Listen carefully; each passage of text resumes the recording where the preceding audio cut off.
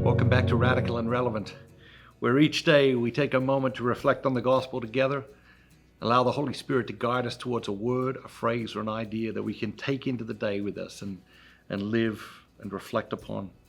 Today's reading comes from the Gospel of Matthew, chapter 7, verses 21 through 29.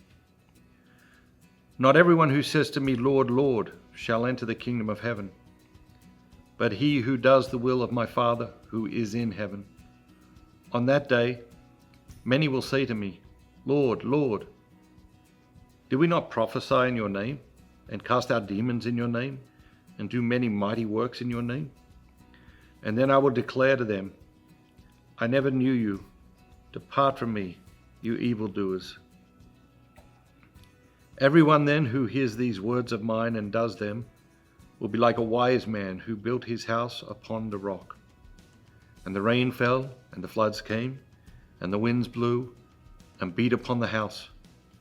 But it did not fall, because it had been founded on the rock.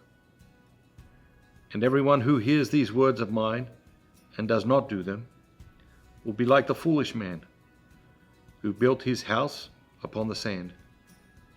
And the rain fell, and the floods came, and the winds blew and beat against the house, and it fell, and great was the fall. And when Jesus finished these sayings, the crowds were astonished at his teaching, for he taught them as one who had authority, and not as their scribes. What is it that jumps out at you today? It's a great image. It's a great parable. You know, you've got the wise man building his house on rock, and you've got the foolish man building his house on sand. Which one are you? Which one am I? The truth is both. I'm both, and you're both. I've been both many times, and you have probably been both many times. Because there are many houses we build in our lives, you know.